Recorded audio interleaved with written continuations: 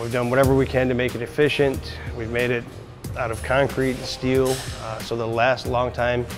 And we've done what we can to put up historical photos and try to preserve as much history as we can.